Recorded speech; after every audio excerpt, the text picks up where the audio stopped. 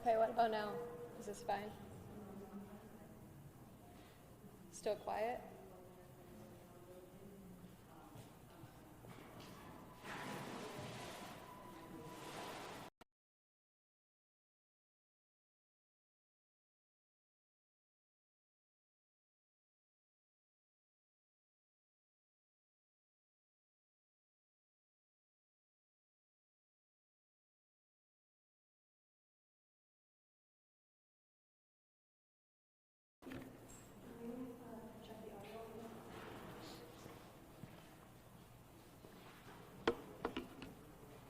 Second mic getting plugged in. Hannah? Hannah, how does this sound right now if I have this mic on right there? Can you hear me decently if I'm standing right about here?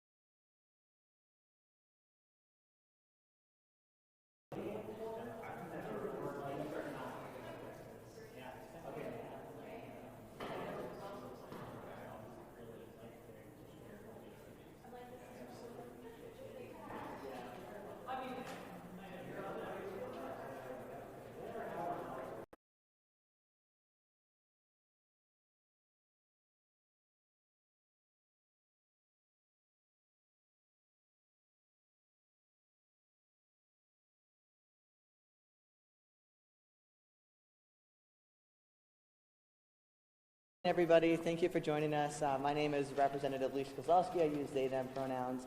I am the co-chair of the Minnesota Posse Caucus and also the representative on the east side. I'm really grateful to be joined by my colleagues from the Duluth delegation and also from the Wisconsin side of the bridge.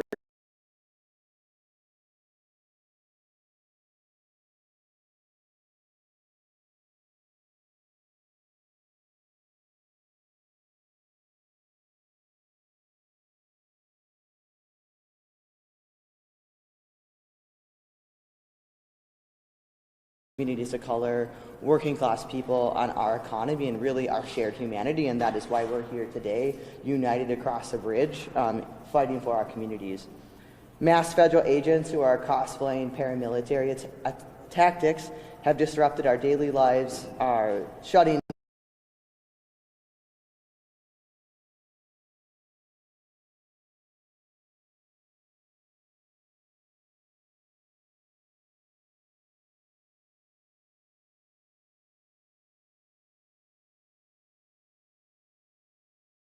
families torn apart, communities terrorized, and just days after we were gathered right here in this room in the People's House for a historic first in 80 years general strike, immediately the federal government struck to take down another one of our community members.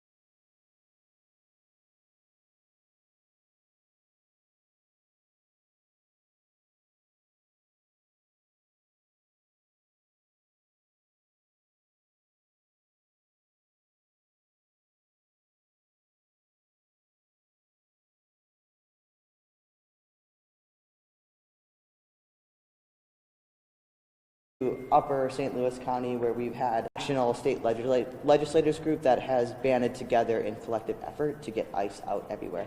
So take it away. Thank you. Hi, everybody. I just really appreciate the invitation to be here today. My primary reason for wanting to join this event is to stand in solidarity with my Minnesota colleagues as their state confronts an occupation by federal agents who are violating people's rights, putting people's lives in danger, and in at least 2 cases more, have directly led to the deaths of people who are simply exercising their rights. I stand with Minnesota because many of my constituents have deep roots in this state. Many work here, have family here or in the cities, or are transplants. And for all of us in this area, our nearest big city is Minneapolis. It's our city too.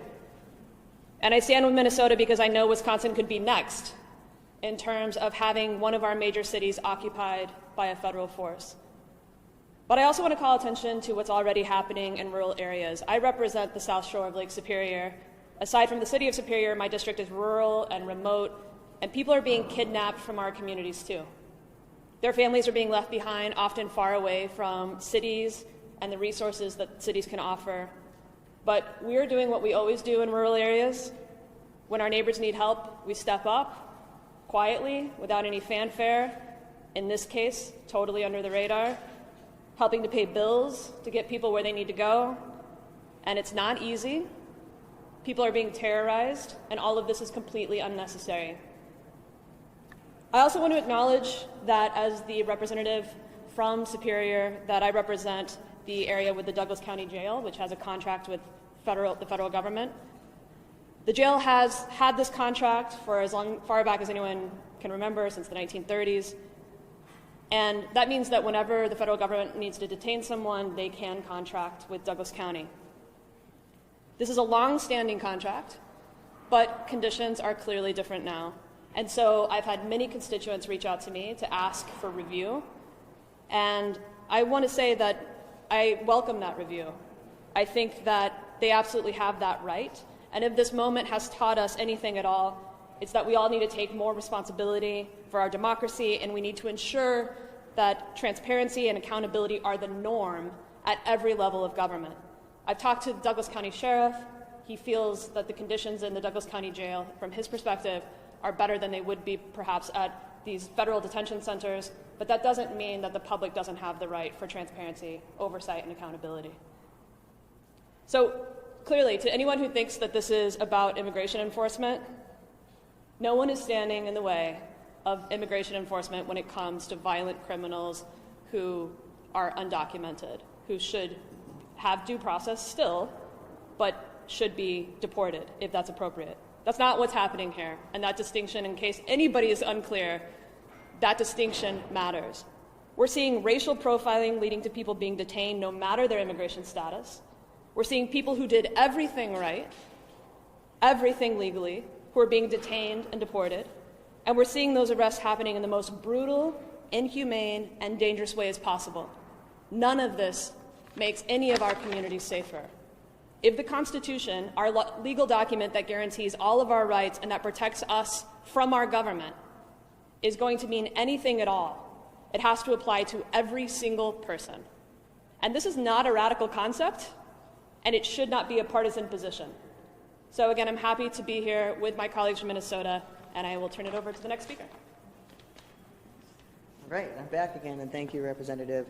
You know, as you know, I'm a proud member of our Latino, Native, and trans community, and standing up here is really deeply personal, that these are not just neighbors, these are family members, community members. This could be myself, as we've heard many of our elected officials of color and immigrants standing up to risk safety, to risk everything at the fray.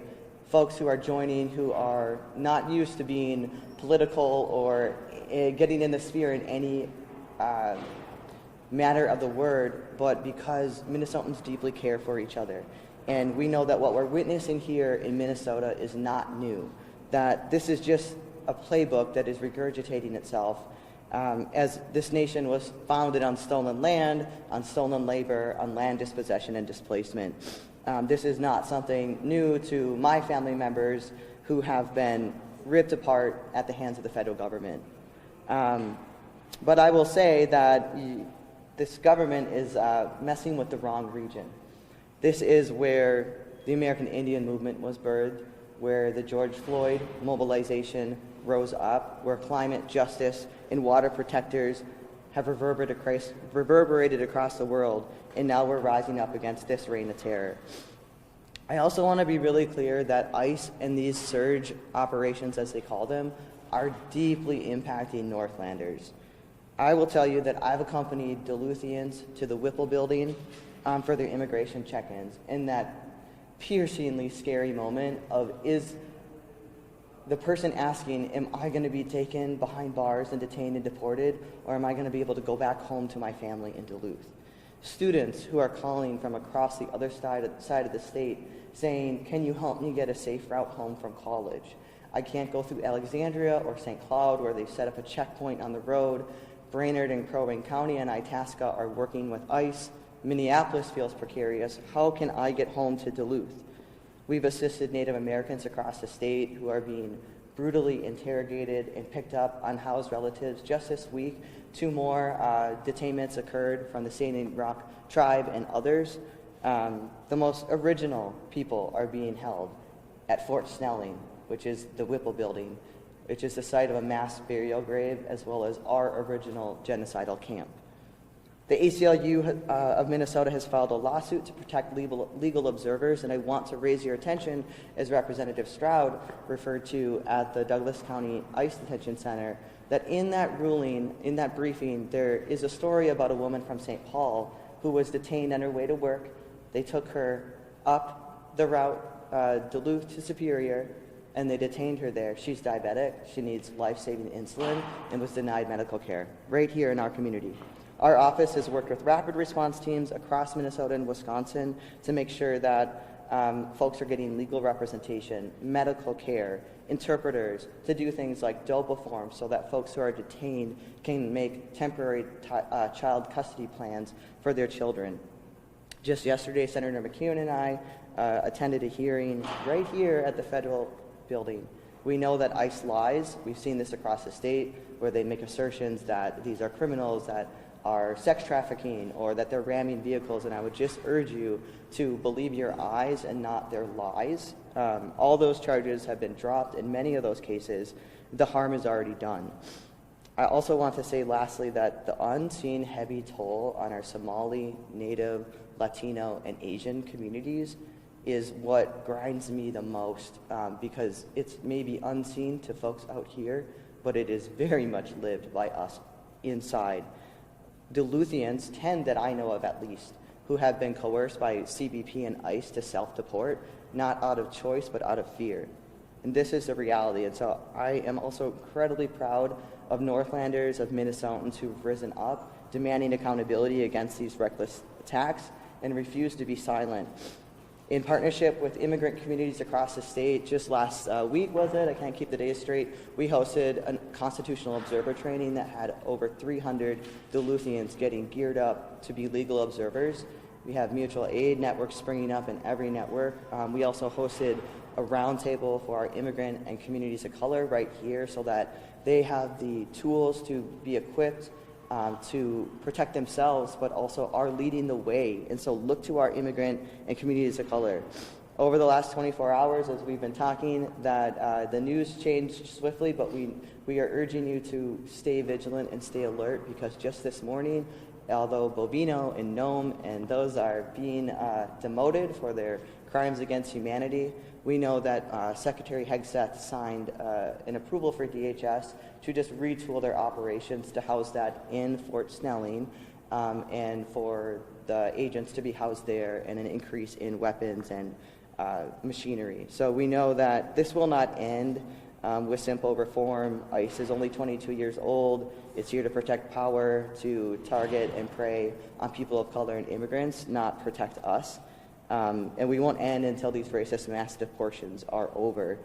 I'll say that Minnesota has seen false springs, and so encouraging Minnesotans that we have to continue to stay scaled up, to have our hearts leading forward for our community, and to join us at the Capitol as state legislators fight back. We'll be bringing legislators in from all over the country this Thursday from 10 a.m. to 1 p.m. for an oversight hearing on ICE. We'll also be holding a press conference to unveil a slew of state-led as well as Posse Caucus-led actions. Already, the AG has launched our ICE database. We have gotten $3 million into the hands of immigration attorneys to support the onslaught of cases for immigrant communities, fighting for restoring schools, child care centers, courts, hospitals as ICE-free safety zones. Restoring dignity in hospitals. We're calling for a statewide eviction moratorium with rental assistance, support for our immigrant and BIPOC-owned businesses with grants and forgivable loans, prohibiting agents from wearing masks, from switching license plates, being able to sue them for the damages occurred, thanks to our AG, state, and counties who are fighting to investigate and charge and hold them accountable, which Senator McEwen will talk more about. And lastly, I will say that ICE is not law enforcement, and we are calling on every single community member aside the ACLU to encourage and demand that every single county sheriff cease your ICE contracts and do not sign a single one more. I'll end by saying I was humbled last night to join over a dozen folks from across northern Minnesota and Wisconsin around community care and ending ICE and grief and song and healing. And I was reminded that spanning from generations, I am you and you are me. I am you and you are me, and we protect each other. We move through grief and rage and song, but it has to be more than just the people moving their feet and hands in action. It has got to be our elected officials standing up. So together, let us make it so. Thank you.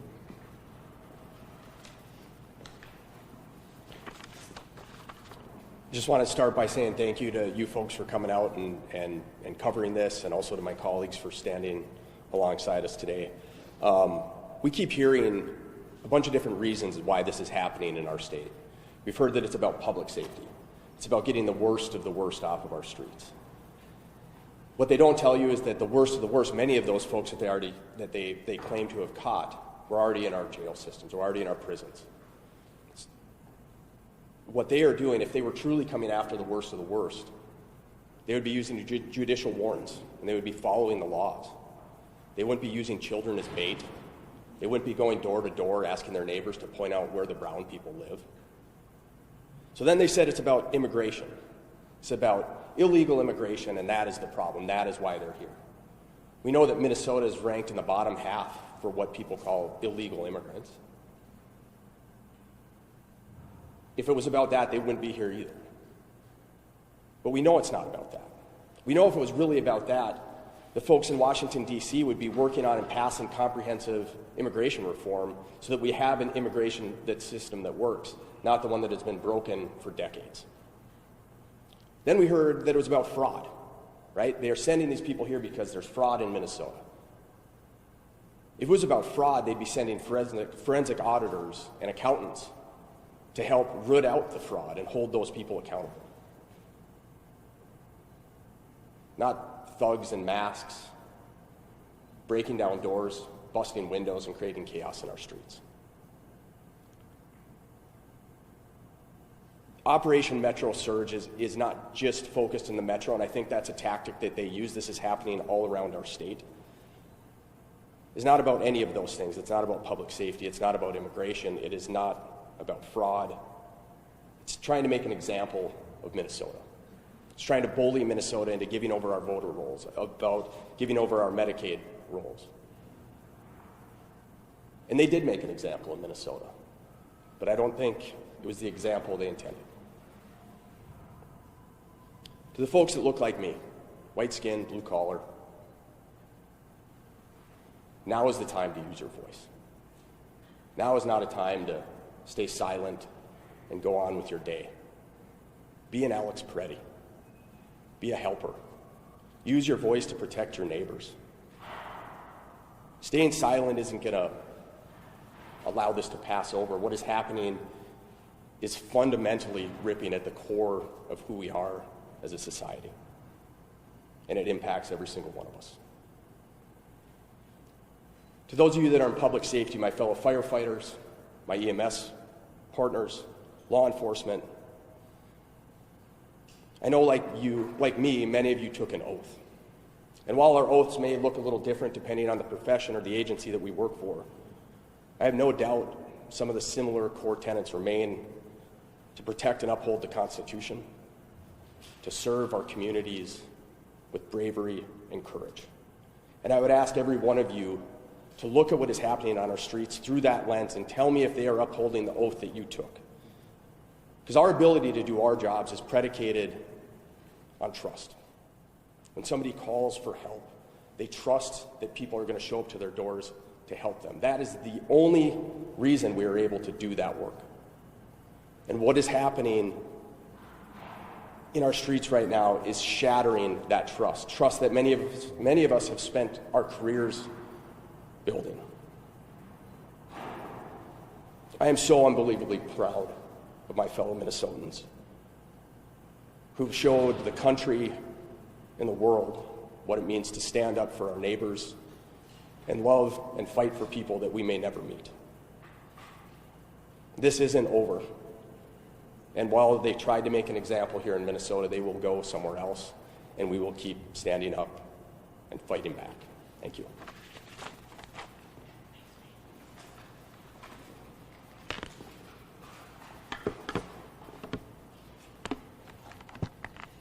Hi, everyone. Thank you for being here today and for coming to this talk, and with your questions. We'll take questions after this as well. And I want to thank my colleagues who I work with here as part of our Duluth legislative delegation down at the Capitol. Truly tremendous people, and I'm so lucky to be able to partner with them, and so delighted also to be making this connection with a representative across the harbor as well. I'm State Senator Jen McEwen. I represent Duluth in the Minnesota State Senate. I'm the chair of the Senate Labor Committee as well.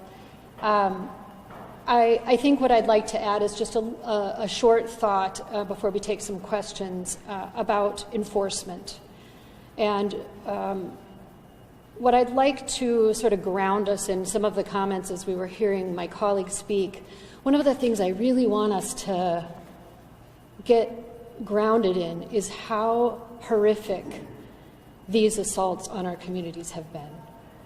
We use words like detained, but we all know, any of us who have been in situations where we've seen this sort of brutality occur, detained means often that someone is violently attacked. They may have had their car window smashed in while they were sitting inside it. They may have had pepper spray sprayed into the vent of their car to try to smoke them out of it. They may have been violently yanked, their seatbelt cut out of their car. They may have been tackled violently on their sidewalk, in the street, in their own neighborhood, in front of their house. They may have had their door violently broken and kicked open. So the people that end up detained, that's not pretty. It's violent. It's a disgusting practice. And it should be reserved only for instances where that type of violence is absolutely necessary to take into custody someone who lawfully has to be taken into custody. What we have been seeing is absolute unlawfulness on the part of our federal government. On top of the unlawfulness, we have seen outright lies. Lie after lie after lie. I would like to say that those of us who have watched the political progression of the administration that is in power right now, that regime that is in power right now, it should be no surprise to us that this culture of rank lying, bald-faced lying to the public is just part and parcel of what this administration, what this regime stands for and how they roll. The buck stops at the top. So as we heard, this is not over at all. We have seen some encouraging developments over the last day, which are good, some pulling back, some perhaps key leaders within the regime being demoted. I don't even know actually for what reason they're being demoted yet. Right? Maybe it's just because they started to make the administration look bad because they were being so brutal. But it seems to me they were following orders from the top. So what I would like to see as we go forward and we continue to face down this brutality in our state and across the nation, I would like to see our local officials at every level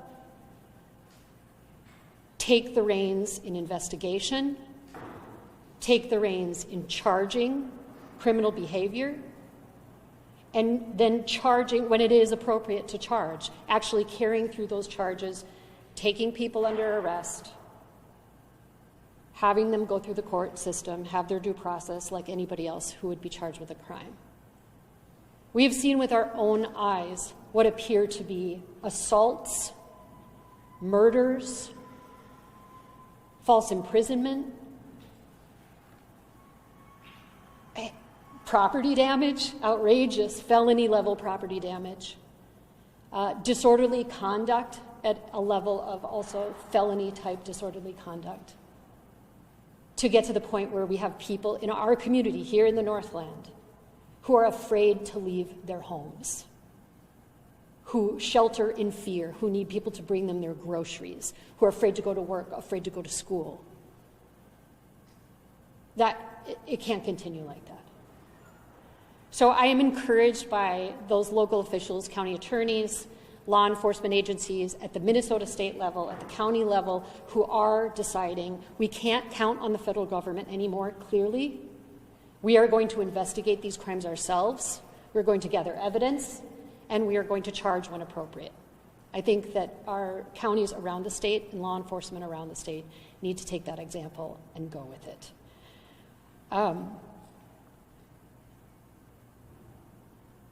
Yeah, I think I'll probably leave it there, and we'll go ahead and take questions now. And I'm sure there's so much to say in regard to what's happening in our state right now. And I guess I will just leave my comments to say that I also am encouraged in the fact that in this outrageous oppression that we have been experiencing as a state, we have seen amazing solidarity and amazing coming together in community. If those of us who have been really watching to see neighborhoods in Minneapolis where those neighbors now know each other so well, they hear that ICE is on the block and they come out of the houses, they have whistles, they're there to protect and observe what's happening, to see what ICE is doing, to bear witness to it, to record it. And they've been offering aid to people across the city, and we've seen that kind of solidarity and community here in the Northland as well. So hopefully that will keep building. I encourage people to keep on with those efforts, get connected to the rapid response networks, find out where you might fit in best in terms of how to build that community. There's lots of things that need to be done. One of the things I heard the other day was to get to know your neighbors. I think it was Rep. Kozlowski who said this the other day. If you don't know who your neighbors are, the people who live right around you on your block, go out there and introduce yourself. Make sure you know their names, get their phone numbers, make sure they know you, make sure they know how to contact you. Let's keep building community out of this tragedy. And onward. All right. With that, we'll go ahead and take questions. You all touched on this a little bit, but I was hoping you could maybe speak more directly to the specific impacts you've seen on folks in Duluth and in Northland. I mean, have you seen ICE activity up here, or is it more the theory about talking about, like, people being afraid to go outside, being afraid to come home from college? Can you just talk a little more directly about what you're hearing from constituents and folks in the North? Yeah, I mean, I'll jump in and just say, like I shared in the remarks, those are all very real impacts from Duluthians and folks up here in the Northland who are having to make trips to the cities. You know, people love to go down to our Latino and Asian grocery stores, and right now there's a whole network of people who are saying, hey, when are you making a run? Because there's no way that I'm leaving my house, let alone getting in the car and driving that line down the road. To, like I said, international students and students of color who are either here in our community or traveling around the region. We know that ICE, CBP, HSI, whatever name that they're using, that they're cross-deputized to be able to go out and do enforcement removal. And so I think that's one of the things that's been incredibly concerning, and where, you know, we're all coming from an extreme collective gun violence trauma, but also for us as colleagues, for Speaker Melissa Hortman to have been gunned down by somebody pretending to be law enforcement. And so, you know, when we have agencies out there using unmarked vehicles, switching plates, masked, and with guns, and we don't know which agency, or if they're a bounty hunter, or if they're even law enforcement, or if they're ICE or CBP, I think has made it incredibly challenging. But I just want to also point out that we have an incredible rapid response network right here in Duluth with the Twin Ports Rapid Response. Their number's 218-213-5009, by the way, remember that. And they're out there commuting, they're patrolling at our schools. We know that ICE has been running up and down the south shore of the border, raiding in Representative Stroud's district. We had a detainment by CBP and ICE up in Virginia, and so we know that they're definitely here in the county and operating. And I would also add that we've fielded elected officials here. I know I have fielded at least a couple of instances where people were feeling that they were being harassed. And part of the issue with ICE, again, ICE is not law enforcement, right? ICE handles the enforcement of what are civil proceedings within our immigration system. However, because the way that they have been conducting themselves in these unmarked cars, masked, oftentimes not identifiable at all, switching license plates, there is a lot of confusion around if people are feeling that they're being harassed or followed, or there's a person who is around who looks like an ICE agent, they are rightfully alarmed. And I have fielded those concerns and complaints from constituents in Duluth this last couple of weeks. And I believe those people have made complaints to the Duluth Police Department. So I would encourage the press to follow those developments if there are any developments in that regard. But that is part of the issue. And it also is part of why I really encourage our law enforcement agencies, true law enforcement, our police, our sheriff's departments, county sheriffs, to really draw a hard line between what they do and how they do it and what ICE is doing and how we have seen how ICE has conducted themselves. We have seen that from some agencies from law enforcement in the cities. They actually held a press conference recently to talk about how some of their people were even being racially profiled when they were off duty by ICE. And so they were experiencing firsthand what the public was experiencing, and they were really upset to see people who were presenting themselves as law enforcement to be committing these abuses on the public. I'll also say that we know that the tribal nations, many have moved to ban ICE from their borders and are equipping our members as well as descendants to get your tribal ID or certificate of degree of Indian blood, which is really insane that we have to live in a country in a state of time where community members are walking around with their passport. I mean, I have mine on my tribal ID cards with me at all times. Members are moving about, and that is wrong. And even if you have your card, we know that that's not saving you, whether you're here in our county or across the bridge or traveling throughout the state. We know that ICE has tried to get onto our tribal border lands as well.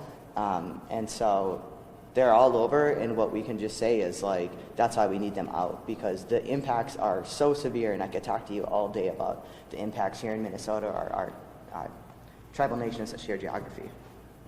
I'll say quickly that one of my great concerns about this moment is what comes next. Insofar as if people have a growing lack of trust in law enforcement, we spoke about trust, that's critical. We all agree that violent people who put public safety at risk need to be contained and dealt with due process by our legal system. But we're creating now this distrust of law enforcement, which is deeply and profoundly unhelpful, especially for those communities most marginalized. And so I just talked to Chairwoman Boyd at Red Cliff. I heard people saying they thought there was ICE activity, and she confirmed, no, this was a U.S. Marshal coming on a warrant for someone. But you can see how that then becomes really dangerous and problematic when we can't parse. So this idea that this is about violent criminals, it's actually undermining our law enforcement's ability to do their job of keeping our communities safe, at the same time that there are going to be lasting effects. And this needs to stop now for that reason. All of us are committed to public safety. And if we continue to get this wrong, as we already have, we are going to deepen people's resentments and cynicism toward law enforcement, who some communities really need law enforcement to get it right. I mean, we all do, but some communities are particularly vulnerable. And so the stakes are enormous, not just for this moment, but for going forward. Certainly over the past few weeks, we've seen, such a divide reactions from the federal level, from the state level, from you folks, from Republicans.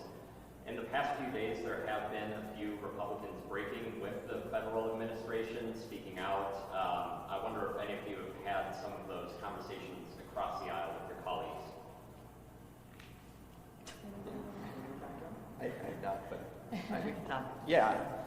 It is encouraging to see some folks actually finding that courage to use their voice and say, this is wrong. And I hope that it doesn't take more people getting killed in the streets for more people to realize how wrong it is. But that's what it will take. I've gotten not necessarily colleagues reaching out, but I've gotten constituents reaching out that have said that they have been conservatives their whole lives, and they will never vote for a conservative candidate ever again. This destroyed their trust in what they thought their party stood for. And it's going to take those people standing up to those elected officials to move them. We all represent our districts. That is our whole job, is to represent the people that live in the district with us. And if those folks are not doing that, they need to be held accountable by their voters.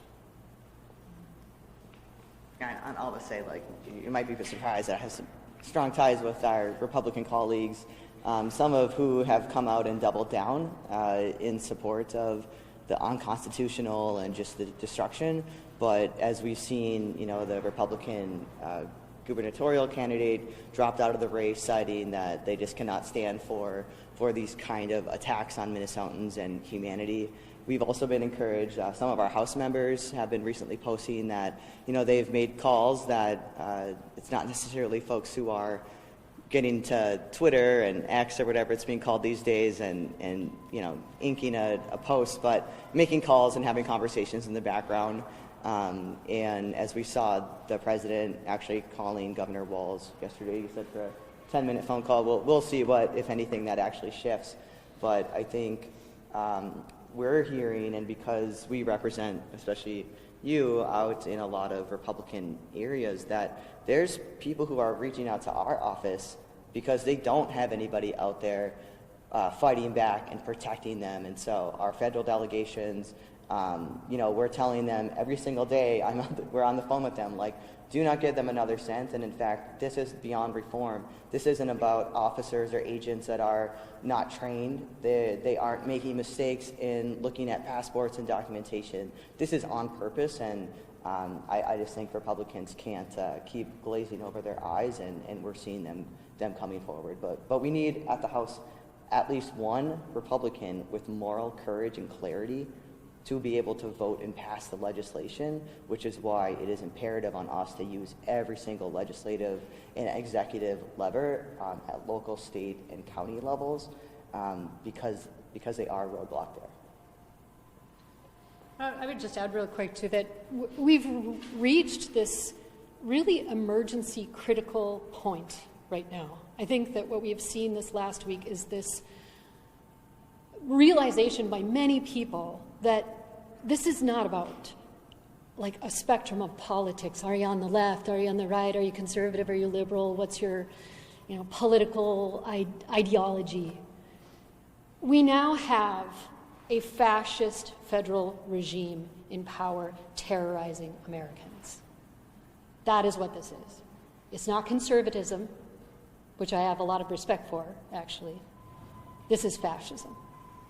And true conservatives, I think we're seeing in Minnesota and around the country, start to really recognize and say, this is not what I signed up for. This is not what I voted for. This is not what I was thinking when we elected this person into the presidency and when we saw his appointments into positions of power. So I hope that will keep going. I hope we're going to see more people realizing that it's wonderful for us to have policy debates. That's what a democracy is all about, what it should be about. But what we're seeing now is that's not it. That's not it at all. Just to underscore that, we shouldn't be debating the legitimacy of the Constitution. Right. That is the fundamental text that we all took an oath to. We took an oath to the federal Constitution and our state constitutions when we took office. And I just want to remind the voters, we work for you. So anyone who is not finding their own courage based on their oaths, help them find their courage. Because one thing scares politicians who don't treat their oath as sacred as I know we do, and that's you, the voter.